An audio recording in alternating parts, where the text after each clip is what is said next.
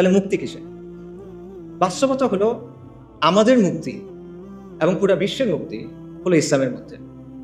এটা আমি রেটোরিক্যালি বলতেছি না, আমি ট্রুলি এটা বিশ্বাস করি। এটা ইসলামের মধ্যে আল্লাহর গোলামি মেনে নেওয়ার মধ্যেই হলো সৃষ্টির মুক্তি। কথাটা অনেকটা প্যারাডক্সিক্যাল লাগতে পারে যে গোলামির মধ্যে মুক্তি কিভাবে, কিন্তু এটাই বাস্তবতা। এটা 100% একটা লজিক্যাল কথা। কেন লজিক্যাল কথা? কারণ হলো দুনিয়ার বাস্তবতা হলো দুনিয়াতে আসলে সত্যিকার অর্থে কোনো ফ্রিডম নাই। এখানে অ্যাবসলিউট কোনো ফ্রিডম হয় না। প্রত্যেকটা ব্যবস্থায় আপনার কারো না কারো আনুগত্য স্বীকার করে নিতে হয়, আপনার কিছু না কিছুর উপর ঈমান আনতে হয়, কোনো না কোনো বিষয়কে আপনার ধ্রুব সত্য হিসেবে স্বীকার করতে হয়। এটা থেকে আপনি বের হইতে পারবেন না। ভ্যালু নিউট্রাল কোনো সিস্টেম হয় না, নিরপেক্ষ কোনো সিস্টেম হয় না। প্রত্যেকটা সিস্টেমের মধ্যে একটা না একটা রব থাকে যেটাকে মেনে নিতে হয়। এবং অ্যাবসলিউট আমরা মানে এর কথা বলা হয়, ফ্রিডম অফ স্পিচের কথা বলে। অ্যাবসলিউট ফ্রিডম অফ স্পিচ বলে কিছু নাই, অ্যাবসলিউট স্বাধীনতা বলে কোনো কিছু নাই। প্রত্যেকটা স্বাধীনতা হলো একটা বাউন্ডারির মধ্যে দেওয়া স্বাধীনতা।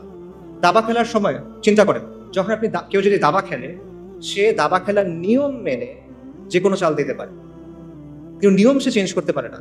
নিয়মটা মেনে তাকে খেলার টেবিলে বসতে হয়। সেম জিনিস, যে কোনো সিস্টেমে ওই সিস্টেমের নিয়ম মেনে আপনি স্বাধীন, কিন্তু এই নিয়মগুলো আপনি চ্যালেঞ্জ করতে পারবেন। কাজে প্রকৃত অর্থে আসলে কোনো স্বাধীনতা নাই। মানুষ প্রত্যেকটা সিস্টেমে কারো না কারো সামনে সাজদা করে।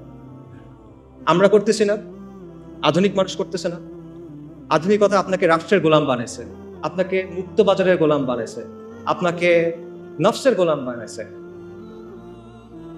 কাজে ইসলাম ছাড়া বাকি যা কিছু আছে সবকিছু হলো গায়রুল্লাহর গোলামি করা, আর ইসলাম হলো আল্লাহর গোলামি করা। তা আপনি কার গোলামি করবেন? আপনি মানুষের গোলামি করবেন, মাখলুকের গোলামি করবেন, তাকে আপনি আল্লাহর গোলামি করবেন। কাজে সত্যিকারের মুক্তি হলো গায়রুল্লাহর ইবাদত থেকে বের হয়ে এসে এক আল্লাহর দাসত্ব মেনে নেওয়া। যখন আপনি এটা করবেন, তখন আমরা মানুষ হিসেবে আমাদের যে কসমিক রোল, আমাদের যে মহাজাগতিক ভূমিকা আল্লাহ আমাদের জন্য ঠিক করে দিয়েছেন খলিফা হিসেবে, তখন সেটা আমরা পালন করতে পারবো। তখন আমরা পুরো সৃষ্টির সাথে হারমোনিতে আসতে পারবো। আধুনিকতা প্রকৃতিকে ডমিনেট করতে চায়, কন্ট্রোল করতে চায়। এটা করতে গিয়ে সে ক্লাইমেট ক্যাটাস্ট্রফি করে ফেলছে।